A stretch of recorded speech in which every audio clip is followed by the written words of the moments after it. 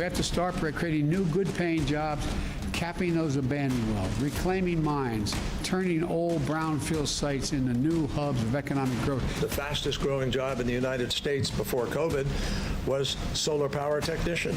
The same people can do those jobs. Create more jobs in energy, clean energy, than the jobs. Alrighty.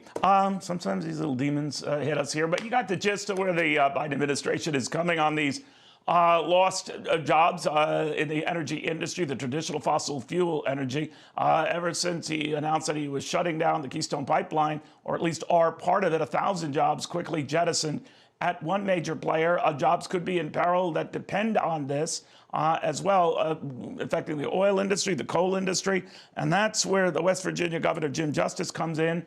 He doesn't like this trend. And right now it's a trend that he says is building steam. Governor, very good to have you. Looks like this proverbial train has left the station here.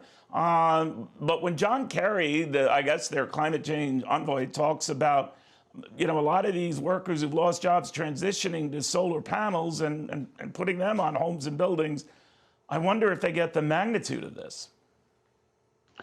Neil, well, first of all, thanks for having me. But Neil, does anyone really believe that John Kerry or President Biden or the powers to be really truly understand what's going on in the energy sector of this country?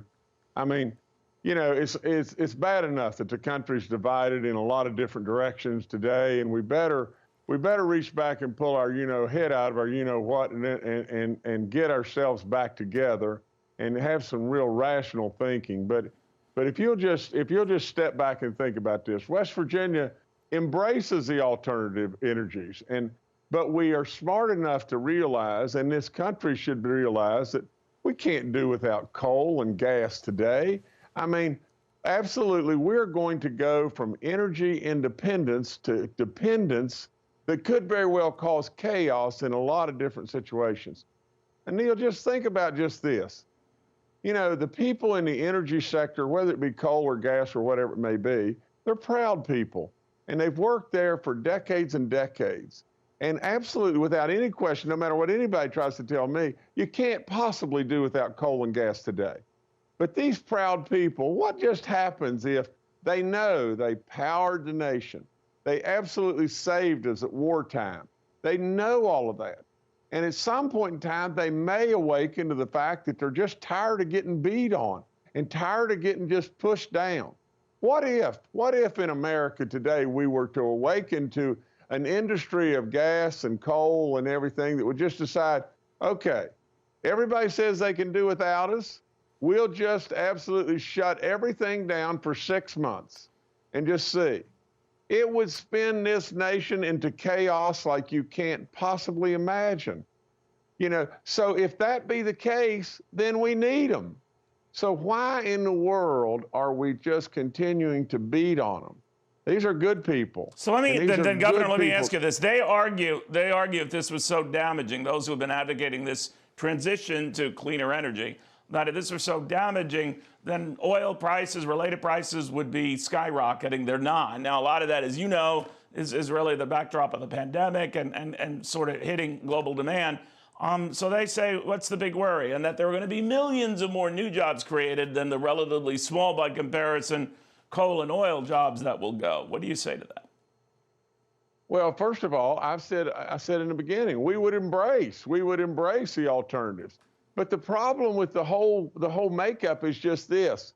You know, you have people that are driving the engine that really believe that coal and gas, if we get rid of it in America and everything, it's going to solve the entire globe.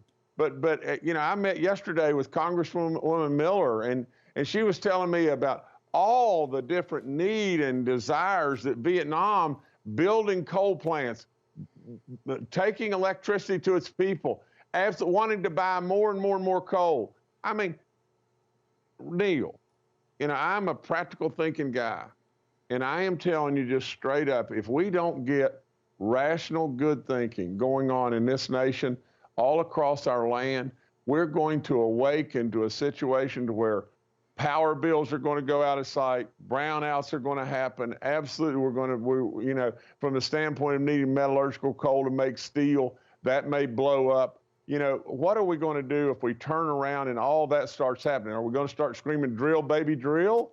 I mean, come on. Let's just have some good So let me ask you, do you think then, Governor, do you think that, I know there's been talk about paying for, you know, rejoining the climate accord, that John Kerry even admitted as much, that if we were to be completely clean ourselves, that wouldn't erase 90% of the problem. That's the rest of the world that doesn't adhere to a lot of the same standards we would be committed to adhering to and paying a lot of money for, including a carbon tax and some of these other ideas that have been advanced. What do you think of that?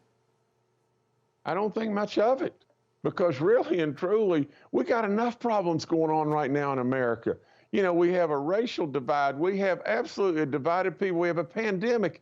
I mean, why do we need to nobly blow our legs off for the whole world?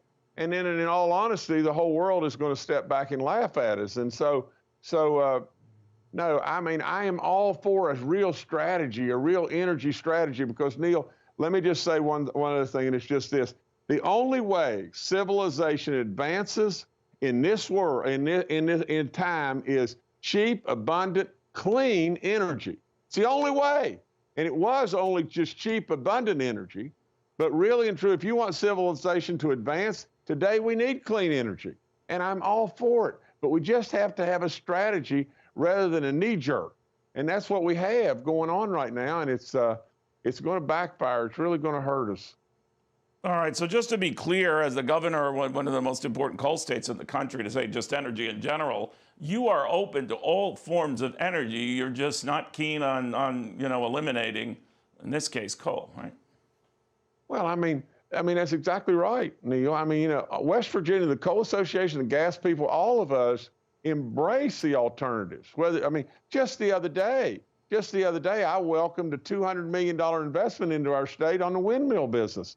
And so absolutely, you know, we embrace, but we're smart enough to realize we've got to have a strategy.